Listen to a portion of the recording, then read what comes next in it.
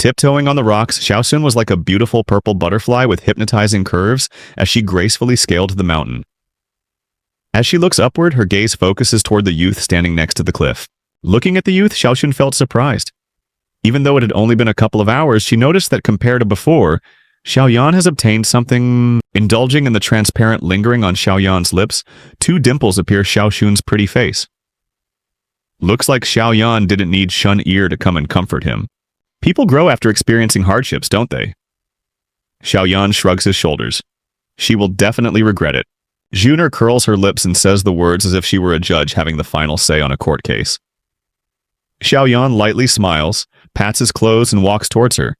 When he gets near her, looking at Shun Er, who's about the same height, he glances at the young but nevertheless pretty face. Suddenly, Xiao Yan feels dizzy, remembering the girl who would be drooling all the time and following Xiao Yan everywhere. She's so pretty now. Lightly smiling, Xiao Yan's gaze softens and he rudely pinches Xiaoxun's face underneath her shocked look. Jun Er's grown up. But you turned out fine. Not forgetting how Xiao Yan Gege would be covered with bruises trying to pick fruit from the trees. Stunned at Xiao Yan's intimate actions, Jun Er stiffens for a whole second, before her pitch black, free of impurities, eyes smiles.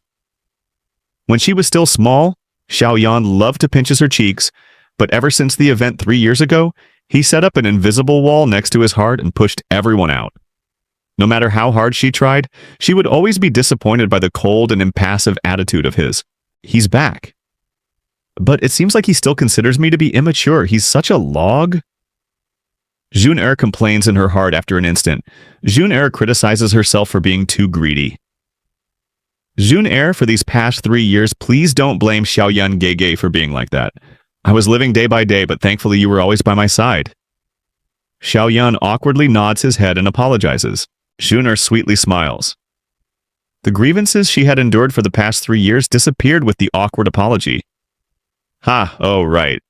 Jun Er, how much money do you have? Letting go of Jun Er's face, Xiao Yan does a hollow laugh and asks. In his clan, with the exception of his father, Jun Er was the only person that was in a good relationship with him. He had just shamed his father this morning, so he could not bear to face his father to ask for money, which is why he asked Jun Er. Gun Truyan. Truyan YY. Money? Blinking her crystal-clear eyes, Jun Er is taken by surprise. Xiao Yan Gege needs money? Yes. I want to buy some items, though I'm a bit short. Xiao Yan felt embarrassed. This was the first time he borrowed money from a girl.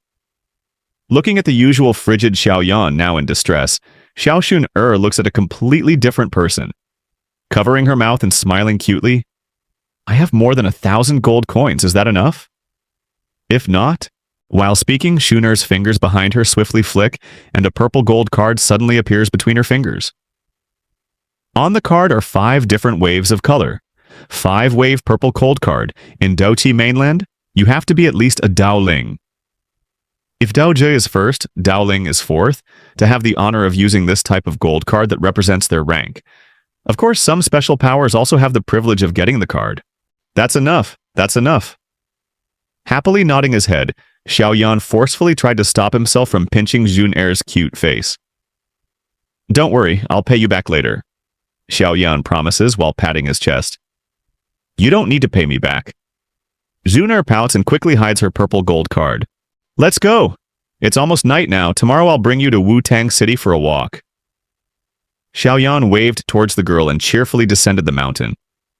Standing still, Jun Er delightfully looked at the youth who had regained his boldness from 3 years ago. Smiling softly, she murmured, Nalan Yanren, should I despise you or be grateful to you?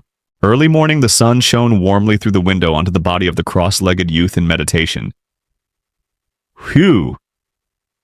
After meditating nearly all night, Xiao Yan inhaled deeply. A translucent white airflow that was visible to the naked eyes went through his mouth and nose and into his body, nursing his body and bones.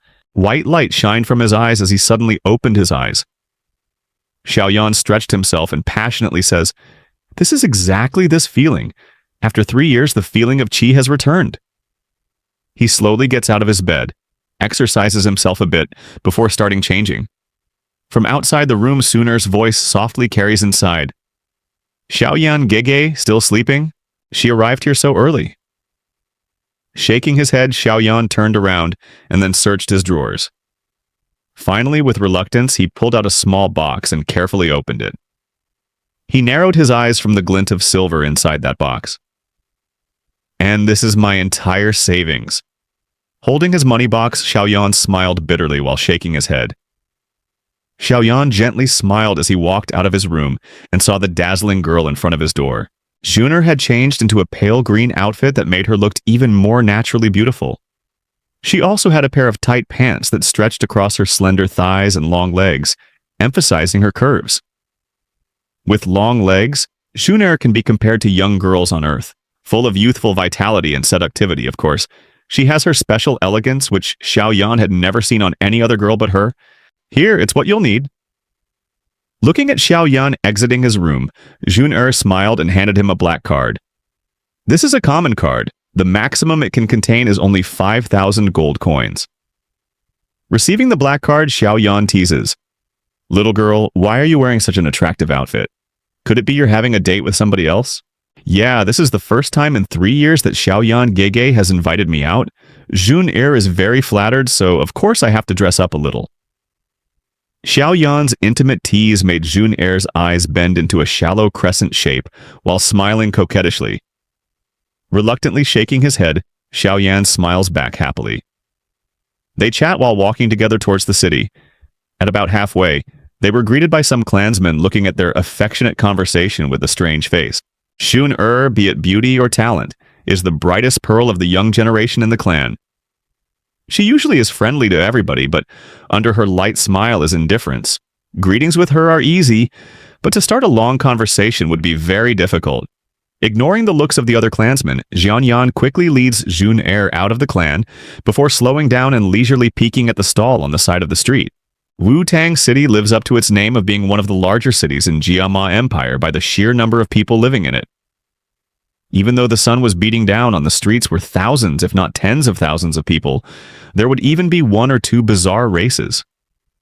Maybe it was because of Xiao Yan beside her, but Juner became a lot more active after she exited the clan. She tugged the reluctant Xiao Yan into a variety of stall. Her tender laughter made the scorching street a little cooler. When Juner finally got tired, Xiao Yan finally brought her to the nearby pharmacy. After spending about 900 gold coins, he bought 3 stalks of 20-year purple-leaved bluegrass, along with 2 stalks of 5-year bone-washing grass. These were both low-end materials and would be able to be bought at a regular pharmacy.